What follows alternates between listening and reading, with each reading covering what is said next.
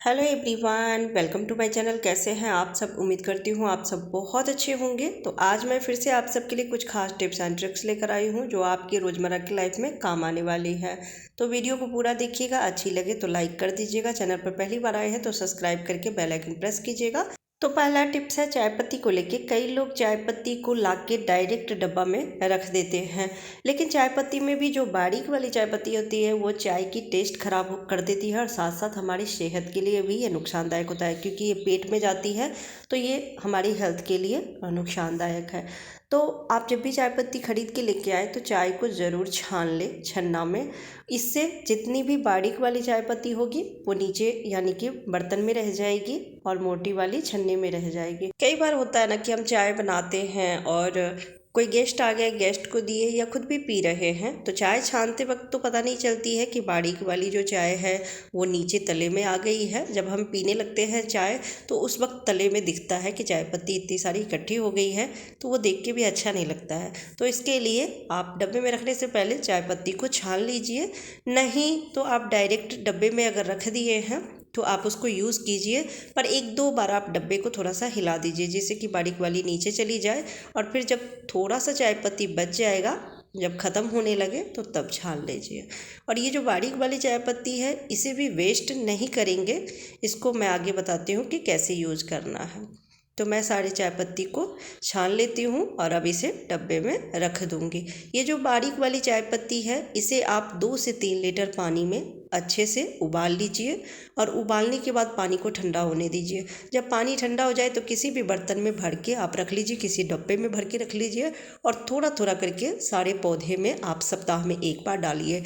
इससे पौधे की ग्रोथ बहुत अच्छी होती है, चाय पत्ती भी बर्बाद नहीं हुई और पौधे भी अच्छे ग्रोथ करेंगे। अगला टिप्स है काली मिर्च को लेके। आजकल हर चीज़ों में मिलावट होने लगी है, काली मिर्च में भी मिलावट होती है। जो पपीता होता है, पपीता के बीज को मिक्स कर दिया जाता है, क्योंकि पपीता का बीज भी सूखने के बाद काली मिर्च के जैसे हो जाती है। तो हम चेक कैसे करें, कैसे पता करें कि काली मिर्च में कुछ मिक्स किया हुआ है? तो जब भी आप खरीदने के लिए जाएँ तो थोड़ा सा काली मिर्च को हाथ पर रखें और हथेली से उसको रगड़ के देखें। अगर ज़्यादा ये टूटती है तो आप समझ जाइए कि इसमें मिक्स किया हुआ है। पैकेट वाली जो होती है काली मिर्च उसमें कम मिक्स होता है, लेकिन जो खुला में हम खरीदते हैं ना उसमें मिक्स रहती है, तो आप इस तरह से चेक कर सकते हैं। अगला टिप्स है अचार को लेके। जब हम गोभी या गाजर मूली किसी भी चीज़ की अचार को बनाते हैं तो उसको थोड़ी देर के लिए धूप में रखते हैं सूखने के लिए, ताकि उसमें मॉइस्चर ना रहे। तो ऐसे ही खुले में रख देते हैं सूखने के लिए, जबकि ऐसा नहीं करना चाहिए। खाने पीने की किसी भी चीज़ को हमें खुले में नहीं रखना चाहिए। मक्खी मच्छर कीड़े लगेंगे तो वो हमारी हेल्थ के लिए नुकसानदायक है, हम इससे बीमार भी पड़ सकते हैं। तो जब भी आप सूखने के लिए रखें तो इस तरह की डलिया में अगर आप रख रहे हैं तो ऊपर से कोई पतली सी कपड़ा रख दीजिए कॉटन का। थोड़ा सूखने में टाइम ज़रूर लगेगा, लेकिन आप बीमारी से बच सकते हैं। या फिर दूसरी ही ऐसा कोई डलिया ले लीजिए और आप इसे इस तरह से औंध के यानी कि ढक के रख दीजिए। इसमें हवा बहुत आसानी से चली जाती है, इसमें जाली रहती है, धूप भी जाएगी और इससे आप हर परेशानी से, बीमारी से बच सकते हैं। अगला टिप्स है लहसुन को लेके। जो लहसुन छोटे पोट वाली होती है ना उसे छीलना बहुत ज़्यादा मुश्किल लगता है, बहुत टाइम लगती है उसको छीलने में। तो आज मैं तरीका बताती हूँ जिससे कि बहुत आसानी से आप लहसुन को छील सकते हैं।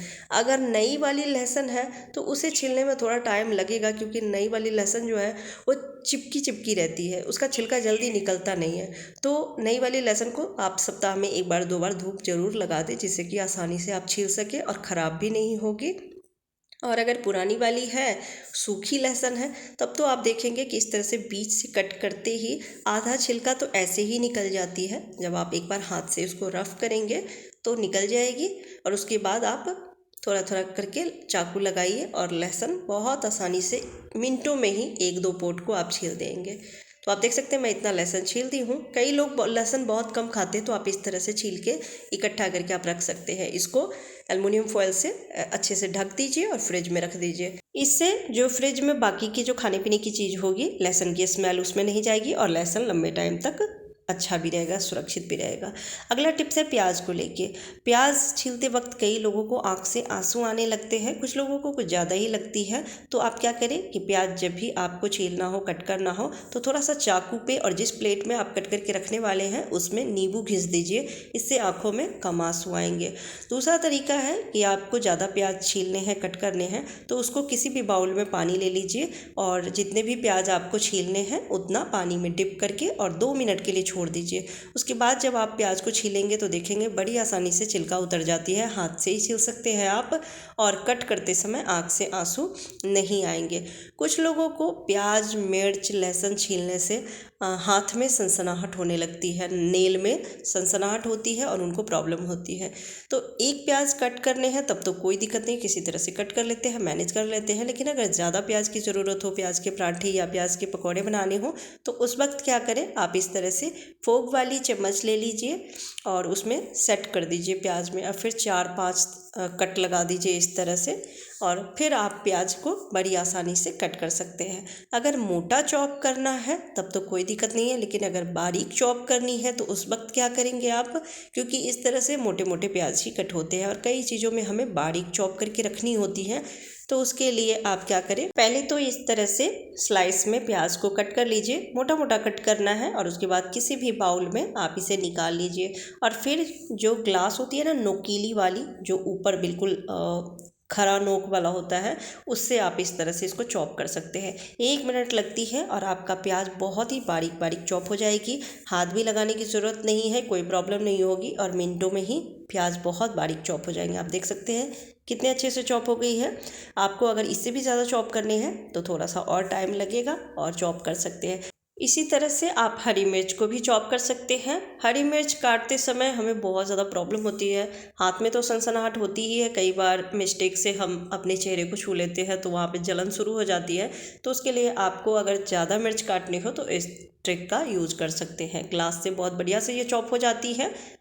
तो आप देख सकते हैं मैं मिर्च को भी चॉप कर ली हूँ और अब प्याज और मिर्च दोनों को मैं मिक्स कर लेती हूँ, क्योंकि आज मुझे प्याज के पराठे बनाने हैं। तो ये दोनों ही ट्रिक बहुत ही बढ़िया है, ट्राई करके ज़रूर देखिएगा। अगला जो टिप्स है वो है दूध को लेके। दूध उबालते समय चाहे कितना भी ध्यान रखें, सेकंड भर के लिए नज़र हटती है और दूध उफन के बाहर आ जाती है। ऐसा लगता है कभी कभी कि दूध मौका ढूंढती है गिरने का, और दूध का गिरना अच्छा नहीं माना जाता है। साथ साथ गैस स्टोव गंदी हो जाती है, दूध की बर्बादी तो हुई ही, साथ साथ हमारे काम भी बढ़ जाते हैं। हम हाउसवाइफ के पास वैसे भी बहुत काम होते हैं, दूध को अगर पकाना हो तो उसमें और वक्त लगता है। तो उसके लिए आप क्या करें कि एक तो आप बर्तन थोड़ा ज़्यादा लें, जितना दूध है उससे थोड़ा बड़ा बर्तन लें और गैस का फ्लेम लो टू मीडियम रखें। और लो टू मीडियम रखने के बाद आप दूध में कोई सा भी बर्तन रख दें, छोटा सा कटोरी हो स्टील की आप वो रख दीजिए, या फिर चाय की कप जो आती है छोटी वाली आप वो रख दीजिए। इससे क्या होगा कि दूध जितनी देर आपको पकाना है ये अच्छे से पकेगी, पर उबल के बाहर नहीं आएगी, उफन के बाहर नहीं आएगी और आप तब तक दूसरा काम भी कर सकते हैं। आप देख सकते हैं कि दूध उफन के बाहर आ रही थी और जैसे ही मैं कप रख दी हूँ दूध नीचे तले में बैठ गई है और अच्छे से पक रही है, दूध बाहर भी नहीं आ रही है। तो ये ट्रिक बहुत अच्छा है, इससे आपके समय भी बचेंगे, दूध नहीं बाहर गिरेगी तो, और दूध की बर्बादी होने से भी बच जाएगी।